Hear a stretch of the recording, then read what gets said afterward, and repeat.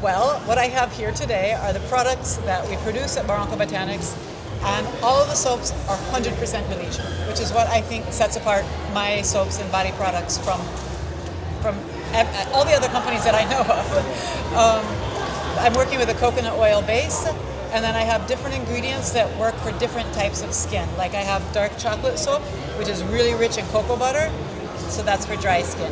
Or for oily skin, I have a copal soap because that more helps dry out, like if you have weeping sores. If you were, say, a baby and you wanted a very gentle, very smooth soap, seaweed soap.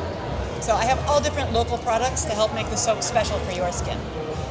Awesome. And do you have any message for this year's Climate Week? Well, I think we have to stick local. And I'm looking around, I see a lot of plastic banners. Why did we need plastic banners?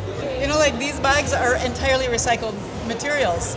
And we could focus more on what we have in Belize, not importing, recycling, deciding to eat local, deciding to buy local, deciding to buy secondhand clothes, whatever it is, deciding to use lumber scrap to build our display units. There's a lot of just small things that we can do to be more climate aware.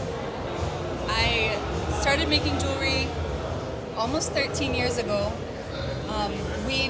My mother and I both live in Barranco Village, and in 2011, 2012, U.S. Capital Energy was in Barranco doing seismic testing for oil, and when they left behind a lot of this plastic-coated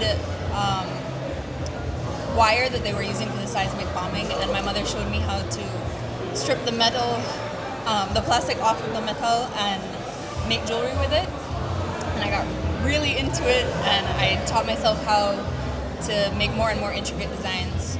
And then I lived in the US for the last 4 years. I just moved back maybe 6 months ago, so I'm getting back into this. And I've started making sea glass jewelry as well, which is not something that I used to do because I wanted to look for more local resources to produce something local, something handmade.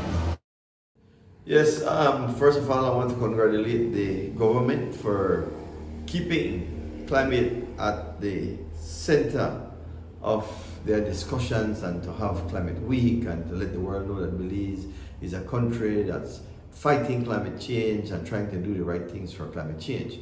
But I want to call on the government, we at the People's National Party want to call on the government to really take this climate change thing serious and address the issues that's happening in our country.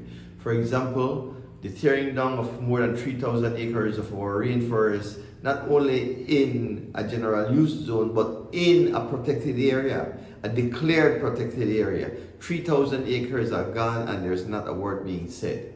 We also see the destruction that's taking place with illegal logging, like in Boston Village. We right now, as we speak, we are here in the community of Pomona, right? This is where an area representative live. So corruption is at the center where you have big investments digging up the river, destroying what we have that can affect climate down the road. So we at the People's National Party, we are calling on the government to be more transparent and just don't talk climate change, but act on it.